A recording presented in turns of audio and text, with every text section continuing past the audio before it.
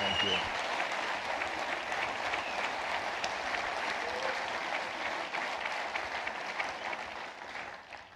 I was saying to Dr. Arnn, that much applause before you speak is dangerous. Dr. Arnn, thank you for that kind introduction. He told me that Greek word. I had no idea what it meant, so he was right. I'm not as smart as you might think. So I have a number of things I want to share with you, things that are on my heart tonight, things we can have a conversation about when I take some questions at the end. I'm privileged. I'm now out of the administration, so you'll get a chance to get Mike Pompeo unplugged. My wife would always joke in the administration, she'd say, Mike, you go on the Sunday shows and you don't smile. I'd say, honey, we're talking about really dangerous, tough things. Now I can smile. It's been a long 8 months. And I want to talk about some of those things, not because it's been impactful to me personally, but because of so much what's happened in these 8 months has impacted every one of you and every American. I was walking over here tonight. We walked from the president's office over to his home and then over here.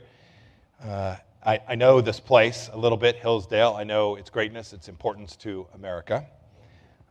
It's a place that imparts character. It's a place that imparts faith and freedom. It sparks memories for me of another great institution, the place that I went to school, the United States Military Academy at West Point. It feels in some ways as they serve these important missions together alongside of each other.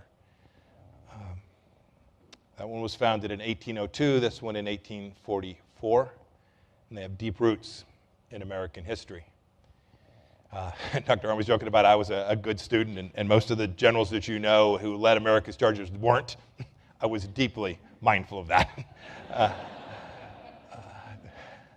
As a cadet there was just a single standard for excellence from my perspective. It was a general of the Army, Douglas MacArthur. I lived in MacArthur Barracks for a short time. He said, quote, that history fails to record a single precedent in which nations subject to moral decay have not passed into political and economic decline, leading to ultimate national disaster. For he believed only that a spiritual awakening could overcome the danger. You all know this. History leaves its marks. Dr. Arnn was talking a little bit earlier about history. The crisis of the 3rd century brought the Roman Empire to the edge of collapse due to military overextension, immigration without assimilation, plague, inflation, political disunity, and insurgents. Think about those. But our country's principles remain intact, for their instigation reaches past this world and indeed comes from another. But for the tree of liberty to have roots, America must be defended against enemies, both foreign and domestic. I spent the last 4 years working diligently to try and do that. And the question for us tonight is, will it? Will we? We're in our 3rd century now, and it must not signify our descent. The world is depending on it. To prevail, we must inscribe faith in a higher power, allegiance to America's founding documents, and a commitment to American exceptionalism. I'll talk about how we tried to do that. I want to speak tonight about 4 issues that we confronted, and they touch deeply on our present moment as well. First, the erosion of our foundational principles. You all are teaching this to the next generation here, how to make sure that doesn't continue to erode. Second, the left's progressive domination of our central institutions.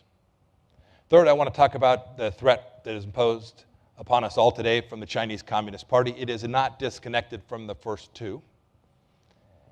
And then finally, I want to talk about the things that we can all do, each of us can do, to avert this disaster. Look, you all know this. The families will always be the irreplaceable unit of humankind. Period, full stop. The expression of faith anchors families through prayer and love. America's churches, its synagogues, its mosques, and temples provide moral and physical sustenance to families in need. And character, that which you are trying to instill in students here at Hillsdale, is the essence of the United States of America. The proclamation by men and women of faith that God's relationship with the individual and not the collective is at the center of this. It is absolutely essential. I saw this as Secretary of State. We have to marshal our authority to reach past our broken media and corrupt elites to return America to its moral core. It reminds me, my son, who's a little bit older, called me and said he'd seen the Washington Post had written a piece, and it had said, America's worst Secretary of State ever. That had followed on a piece in the New York Times just the day before, said the same thing. These were not disconnected. They were aiming for me. And so my son, knowing I'm pretty tough, the first one goes by. The second one, he says, I should call and check in with Dad. So I always try to take calls from my son, and he says, Dad, did you see the Post today? And I said, I saw it. And he said, look, because I was doing some research in this. There's a fellow named Elihu Washburn. And I said, yes. And he said, he was the Secretary of State for only 11 days. Surely you're better than him. Yeah. So we started a club called We're Number Two. Our children, our families are what guide us. In traversing all of the challenges we face today, look at the digital landscape, what our kids are suffering from. It is addictive. Cyber immersion, technology-induced isolation, like we've not seen in the United States before. And it was an isolation which the pandemic was amplified. The threat posed by this loneliness, this separation from family, and the constriction of perspectives has to be addressed. Look, algorithms, computers. I was an engineer by training. Algorithms, computers, social media cannot substitute for faith and family. We have to stay connected to that. Tremendous achievements have been made possible through this technology. It's great, but it can never replace a parent comforting a sick child or a person of faith holding the hand of someone in dire need. When I was a student living in Massachusetts, I had the opportunity to tutor 2 young kids who were from a pretty tough neighborhood. I taught them that arithmetic mattered. It mattered not only in the numbers, but the discipline that it would be required for them to master the subject that was in front of them. But I knew, too, it would be a gateway for them. But I knew this. I knew our time together mattered even more. Neither of these children had a father. That time with an adult was scarce for them, and I suspect it was irreplaceable. We each, all of us here, must proclaim the eternal relevance of strong families. I spent 4 years serving as America's Secretary of State. I get asked, what's the biggest challenge facing the United States and the expectations? I'll say Vladimir Putin, Chairman Kim, Xi Jinping, all big challenges. The single biggest risk to the United States of America is in our schools and in our families.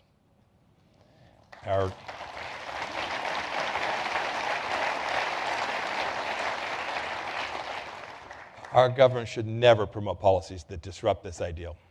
But we have lots of programs today, you all know them, that disparage the value of fathers. And this has to end. It has to end for the children, it has to end for the fathers, but it has to end for our country too. We must never tolerate that which is affront to the basic system, the basis of all humanity. Look, when the current Secretary of Health and Human Services testified before the Senate, he couldn't bring himself to say the word mother. Go look at the tape. We're in danger of no longer living in a country, but an asylum. When you hear language like this, faith venerates mothers as the bringers of life. But he couldn't bring himself to say it, under oath. I don't know what he called his mom. We know these people. These are the people that generate American history. Church and state are something that the left has tried to separate. In our administration, we tried never to let that happen. Our nation suffers too much for having taken the concept of separation from church and state to mean that we have to tear the two apart. But of course, the two statements aren't synonymous. I'll never forget, I was the CIA director. I climbed off a plane in a pretty dark place, climbed down the stairs. It was 3 a.m, and a fellow presses into the palm of my hand a small pocket Bible. I was in a hurry. I hopped into my vehicle, and I opened the Bible, and he said to me, Mr. Director, you have been a light in my life.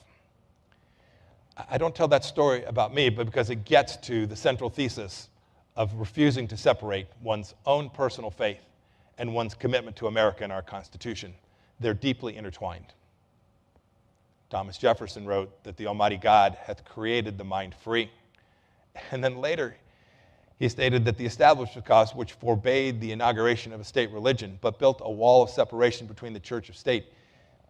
But he knew better. It was misunderstood. It was interpreted by our courts, I think, intentionally, because the wall's purpose was to protect the expression of religion and its infringements from government. We, in our arrogance, have banished religion from our schools and public spaces, and in doing so have wrought enormous havoc.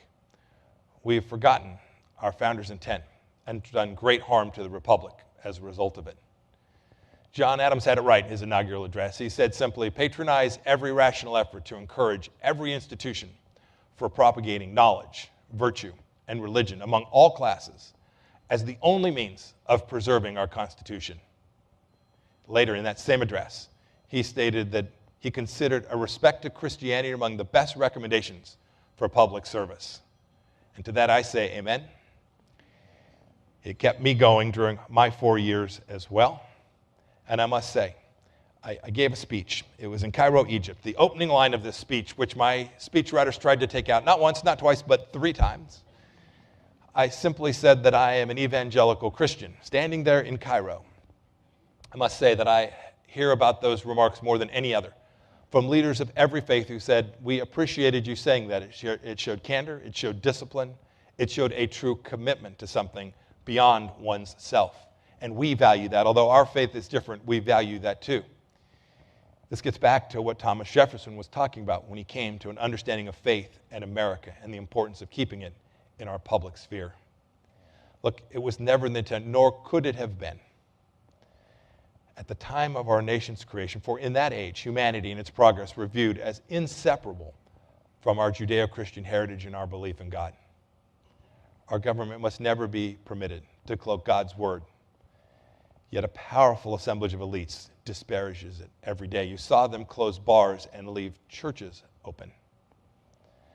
You know, I first had the chance to think about this idea of separating church and state when I was traveling from Washington while I was still in law school. I recall the moment I was doing a little bit of a history tour with a friend, and we were outside the Capitol at the eastern pediment of the Supreme Court, just around the corner from the Capitol building. It's not usually seen because visitors don't come in that way. It's at the tail end of Capitol Hill. The pediment's frieze depicts history's lawgivers. Seated centrally, Moses holds the 2 famous massive tablets, and they're blank in this particular rendition.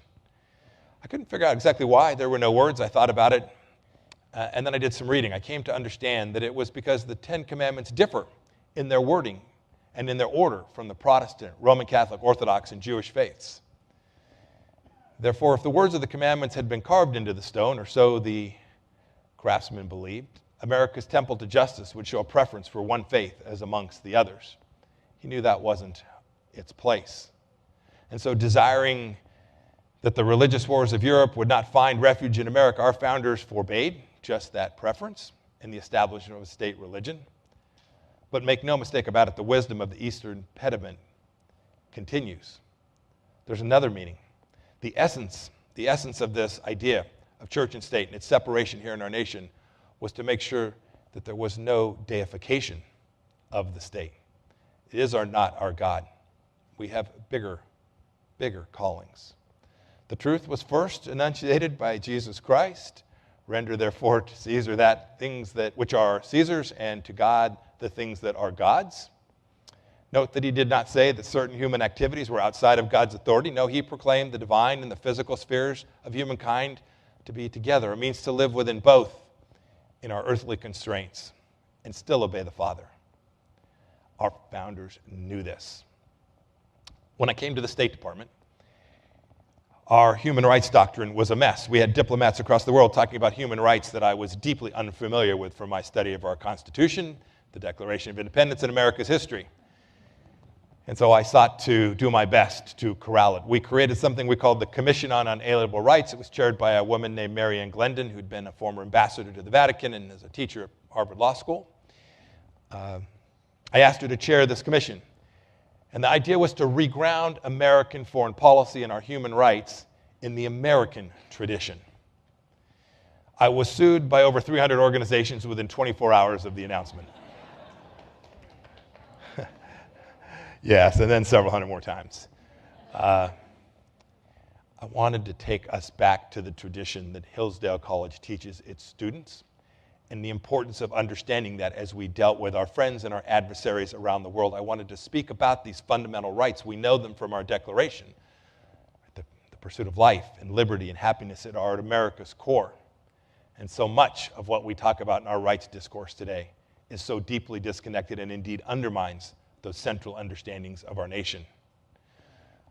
Our founders comprehended the horrific excesses that issued from the deification of emperors in places like Rome. Our founders understood that the wrath that the kings and queens of Europe unleashed when they believed themselves truly to be divine. Never idolize the state. This is the essence of Marxism.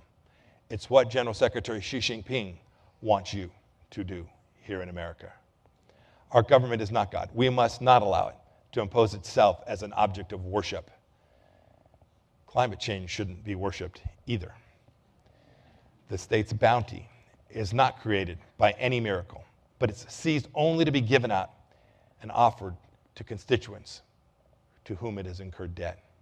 If state and church are conjoined, so are their dominions.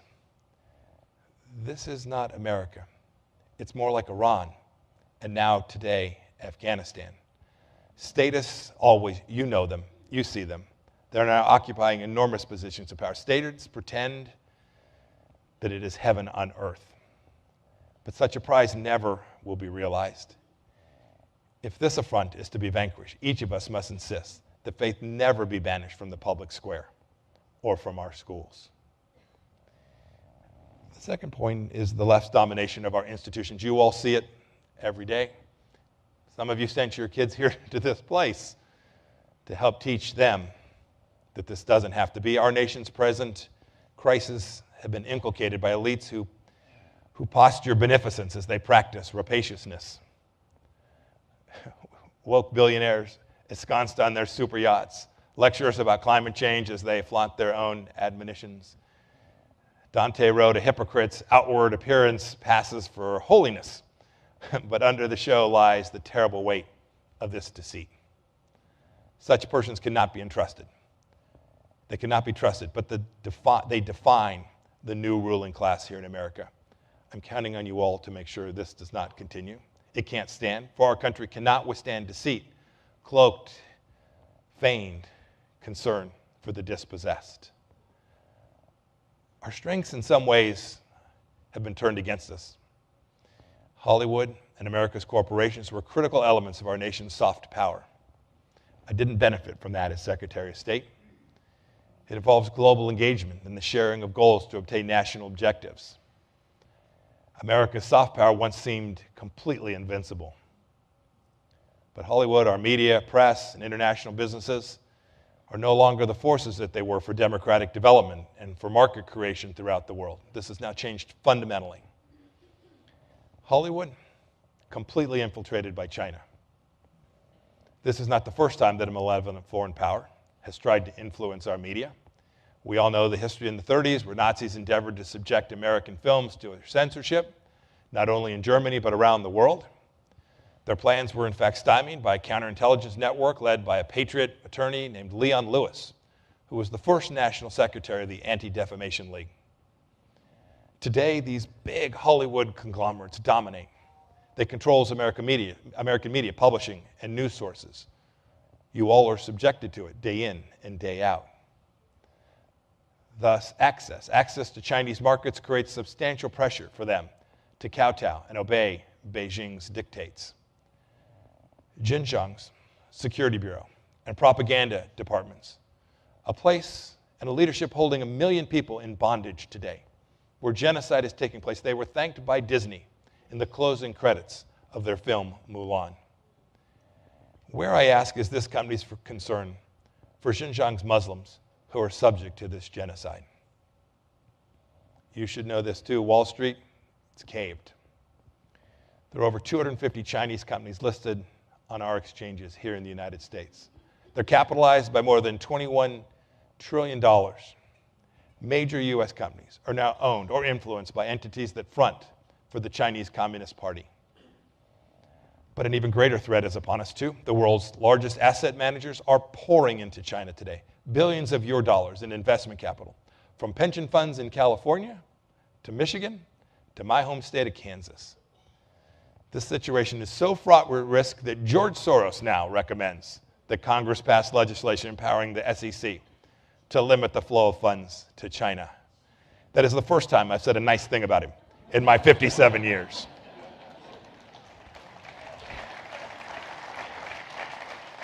Something about blind squirrels and acorns. President Trump and I, working with Congress, did our best. We designed a financial architecture to defend scores of millions of Americans who, without their knowledge, have had their savings invested in the Chinese Communist Party and Chinese companies. Beijing's fundraise is opaque. Its instruments are passive. They're in big assemblages of mutual funds, money that will flow to China and not to America. They finance the security apparatus, the security architecture in China, and they are erecting a powerful, powerful capability that threatens each of us.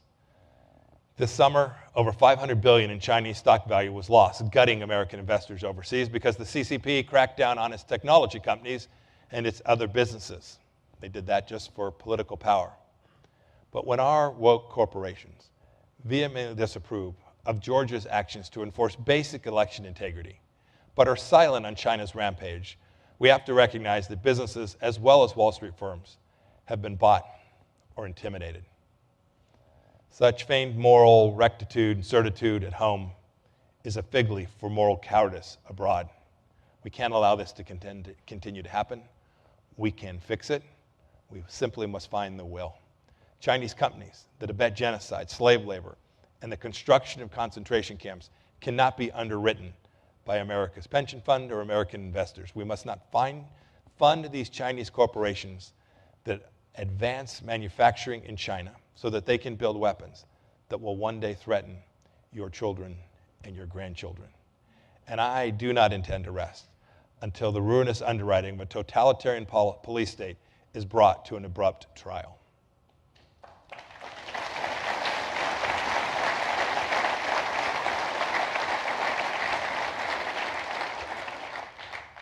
This administration, not so much. But the American people get it. We must remove this financial dagger before it destroys us. Education or indoctrination in our schools is a decision that each of us will have to make. It's connected to the China challenge. The fight we must engage is sustained by a sound education. This was what I love about this place. To nullify what someone may become so that even they themselves do not know what God intended them to be is absolutely inhuman. I can't imagine what my life would have been like had I not had the privilege to attend the United States Military Academy. In my freshman year, I went to a place called Los Amigos High School. We were the Lobos, the friendly wolves, go figure. Had a professor, his name was Daryl Manderscheid. He taught me geometry and advanced algebra. He challenged me every day. He set the bar ever higher. And because of his support and care, I was able to explore logic and the beauty of mathematics. That foundation that he fostered was broad. I grew to understand that to learn, one must truly listen. To solve complex questions, one has to make sure that they have a rigorous analysis. This is obligatory. These ideas that Professor Manderscheid taught me are with me to this day. And I thank God that he blessed me with this. My wife Susan and I pray that our son Nick got the same kind of learning in his school. And we are proud parents of him because we think it mostly stuck. As I describe in smaller circles, he's a good kid most days. Knowledge around the world is absolutely exploding. But paradoxically, our capacity to assimilate and employ that knowledge wisely seems more limited than ever to me. I saw this in my time these last 4 years, and most especially in my time serving in Congress for 6 years. It's because we can't intelligibly speak nor work faster than we can actually think, but the Internet and social media demand that we do. Thoughtless responses are rife. I may have given one or two myself from time to time. We all recognize that school choice and not socialist policies and privatization must happen to reform our schools. Indeed, it is your 1776 curriculum that should be taught each place and everywhere. I get asked from time to time, where should I read to get my knowledge? And I say, a little more of the Constitution, a little less of the 1619 Project is a darn good start. We fled Washington, D.C. We got as far as Chantilly, Virginia. That's where we live today. That's in Loudoun County. I don't know if you've all seen it in the news. We know the critical race theory that has been taught in those places, parents are not going to have any of. It's glorious. We know it's neither critical nor a theory. It doesn't teach the critical thinking that's required for an unbiased explication of the complex issues that face us. The 1619 Project talks about America as systemically racist and a racist founding. We know that's not true. This creed itself has been condemned by scholars at Hillsdale and throughout the country. And yet you can't imagine how many places that is still central to what it is we're teaching the next generation. Look, a theory is an explanation for phenomenon that are widely accepted by a reputable scholarly community. Critical race theory was put forward as a political instrument, defined by its propagandic intent. And the prism of race through which the woke demand we see the world is a prism of limitations. It restricts us, and we can never accept it. We know this. We know that the New York Times stood behind the 1619 Project because for them, race is everything. Who believes this? We have too much common sense. We've made too much progress as a nation to return to a time when people were judged by the color of their skin. Critical race theory throws us back to that day. It's their sole intent. It wants to deface Martin Luther King's central and most monumental contributions to America. Fine, teach American slavery. Teach the history of our Constitution. But this is a noble nation founded on a central understanding that no nation has ever equaled. There is no place in any primary or secondary school, in any college or university, for students to be taught that race, color, religion, or economic status determine what they can potentially be or what they can achieve.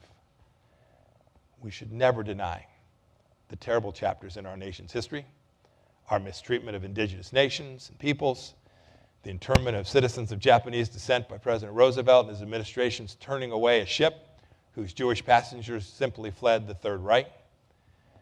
But America's greatness, its uniqueness, is our ability to reflect upon that and learn and grow and advance against the steadfast principles that our founders bequeathed to us. We'll never allow our country to again segregate or deny freedom to any of its citizens. And any curriculum that categorizes school children by the color of their skin, as CRT does, or on the basis of their ancestry or of religion, is an obscenity. And obscenities don't belong in your children's classrooms. And America is not going to tolerate it. We must fight.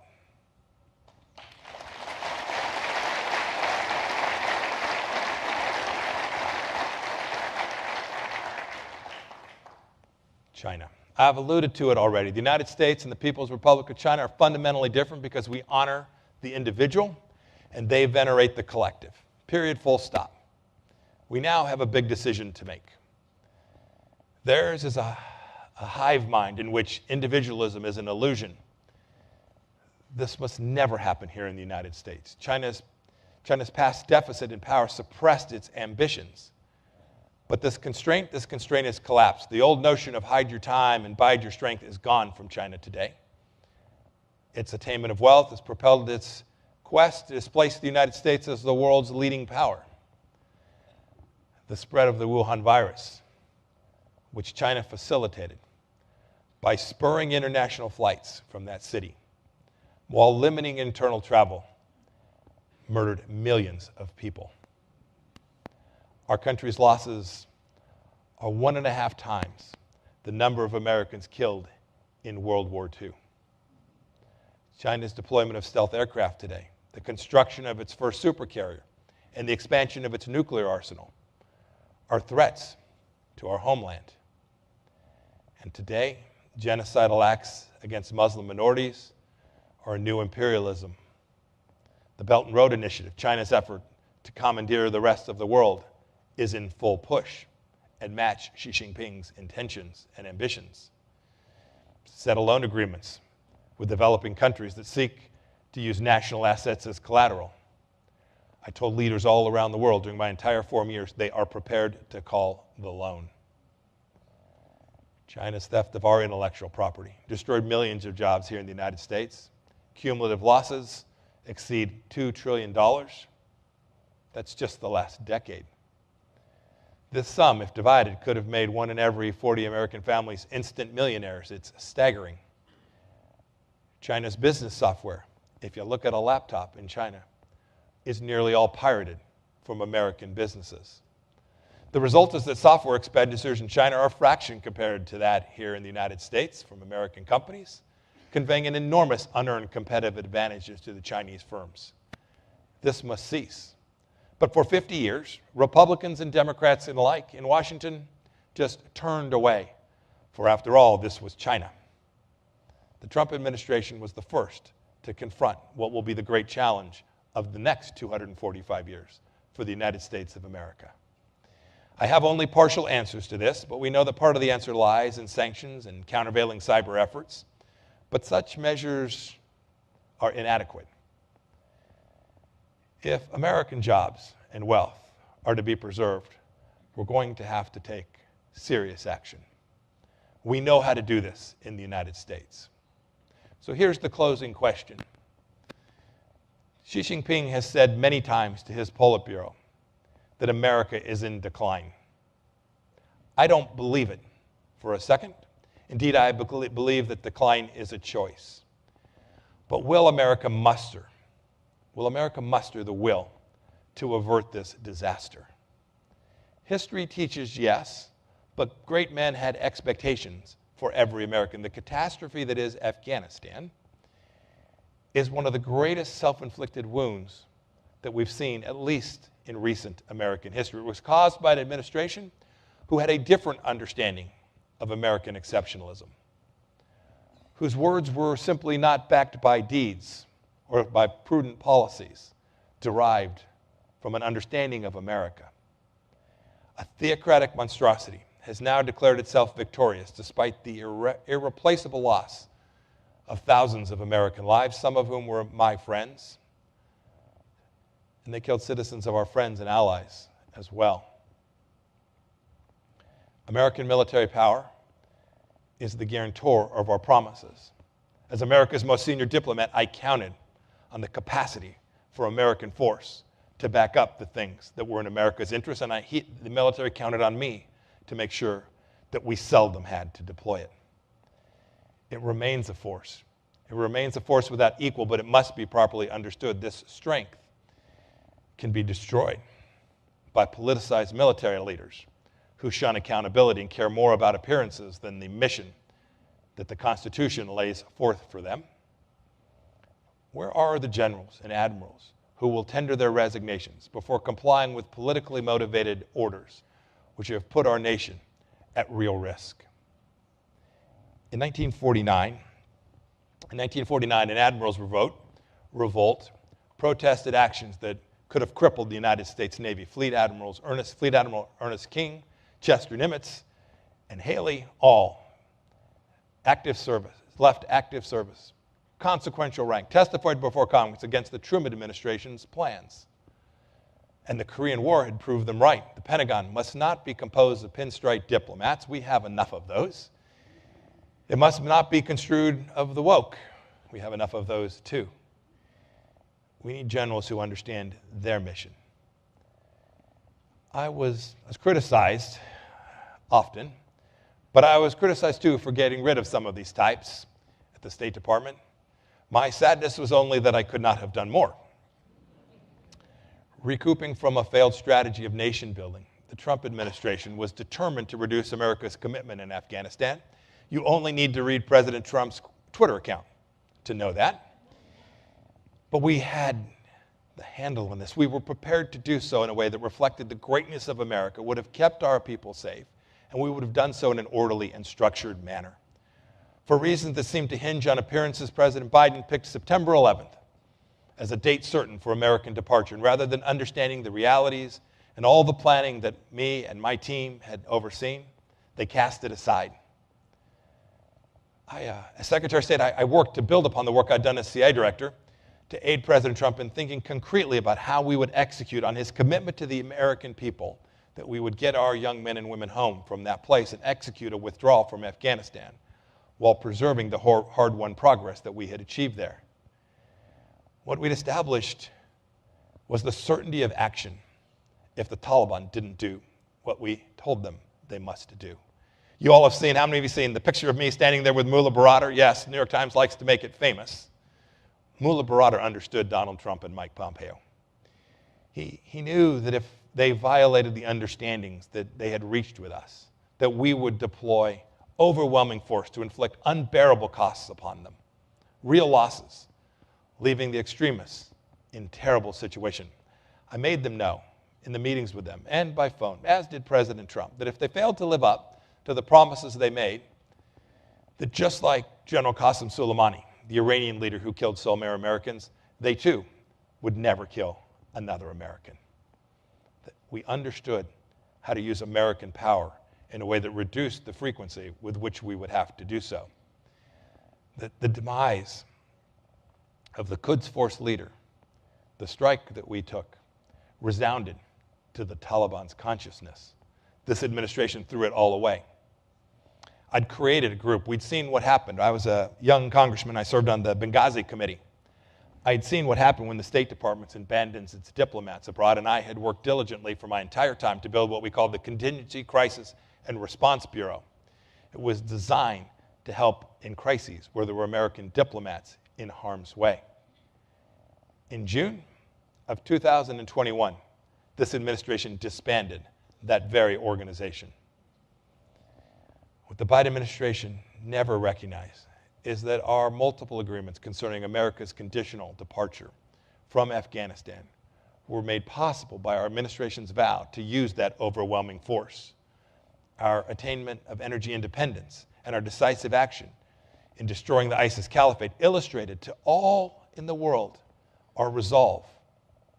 When we moved our embassy to Jerusalem, President Trump made clear that we would continue to honor the commitments that he had made, and the Taliban knew this. By removing the ISIS terrorist threat and by changing the status of Jerusalem, we eliminated obstacles to progress. The Abraham Accords, a truly historic set of understandings made possible by great leaders like Prime Minister Netanyahu and the Crown Prince in the Emirates, they were made possible because of American leadership. Our tenacity caused those 4 Muslim countries to have confidence that they could make peace with the Jewish state. If we'd have had a second term, there'd be more. I can't prove it, but I know it in my heart. Together, we would have erected prodigious barriers to terrorism. These triumphs, these things about which I played a small part and for which I am intensely proud, were disregarded by this administration because acknowledging our breakthroughs was deemed by the Biden administration as a far greater sin than abandonment of our allies or our principles. Afghanistan today is lost, its progress nullified, its women dehumanized. It is incomprehensible that we departed from Bagram Air Base while the Taliban attacked. This fortified airfield would have been the only possibility to get every American out. It was protected. It was an avenue for egress and evacuation so that we would not leave any American behind. And then we surrendered billions of dollars in equipment. They valued above and beyond by the terrorists and by the Chinese and the Russian engineers who, at this very moment, are likely duplicating our peerless technologies. This Taliban effort may think they have won a miraculous victory, but I'm confident that America remains strong. If America is to be harmed, it will only be through our own folly. One day, we will restore and reclaim American greatness. I pray that it is soon. We have to make sure that our enemies understand that we will strike you without pity if you murder innocents, threaten American interests, will strike you, we will know that this is through American honor, just as our founders had articulated. I and you came out on this night. You all say no to decline. America's path, our future is in our own hands. We must not choose defeat, neglect, or shame.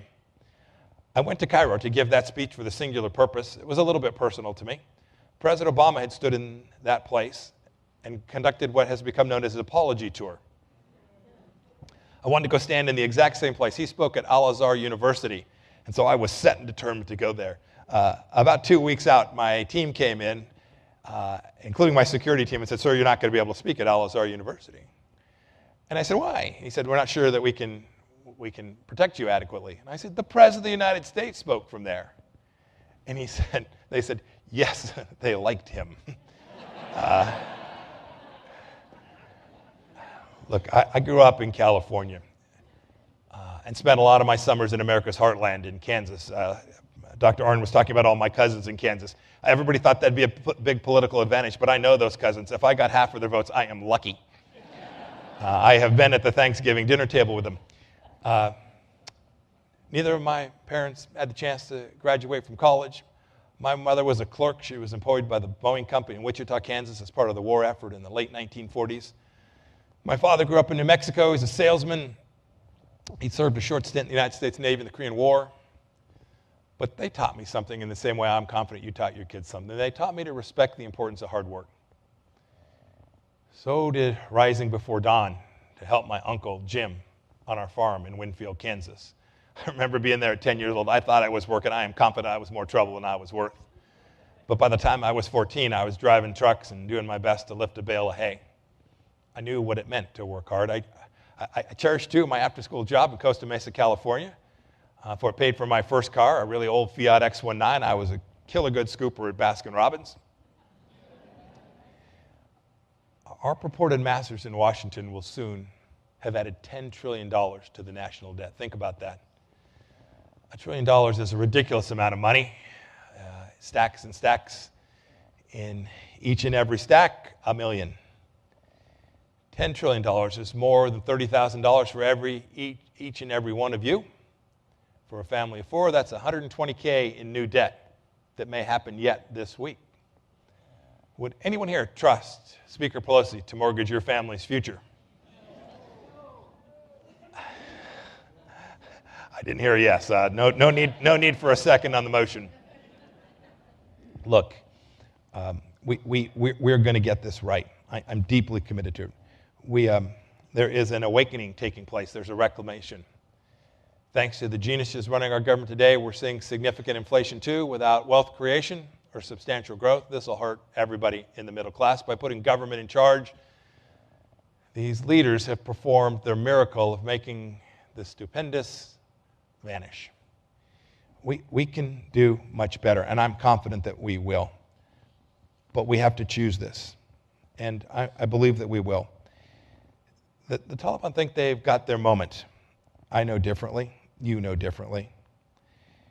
Free will and its exercise are deeply embedded in our Constitution. My time in service these 4 years in administration that was prepared to defend the important things, the hard things, the things that matter to hardworking men and women all across America, was cut abruptly short. As I have traveled these last now 8 months, been to a couple of dozen states, and I listen, I'm very confident the choice that the American people are going to make. Don't let Xi Jinping fool you. We are not in decline. Our Declaration of Independence has made a resilient people, and our Constitution has provided a framework by which those resilient people will continue to rise. I spent 4 years reading the intelligence reports as CIA director and then working on some of the toughest problems that the world faces. There were pretty dark days and pretty dark moments, and so I tend, when I'm in front of groups, to speak about these dark times, these difficult challenges. They're real. We must confront them. But I'm long on America. I believe deeply that we will reclaim our sovereignty and our borders, that we will reclaim these central institutions, that we will push back against the Chinese Communist Party, and that this nation will not choose to allow the next 245 years to deny the very opportunities that permitted each of us to be here tonight, to be what our children and grandchildren are living in. Thank you for supporting this important institution. Thank you all for coming out tonight, and I am happy to answer just about any question.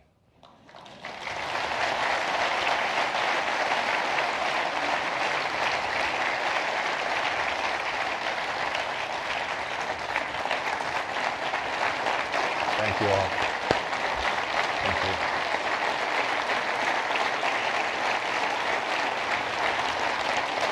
Thank you. Thank you all.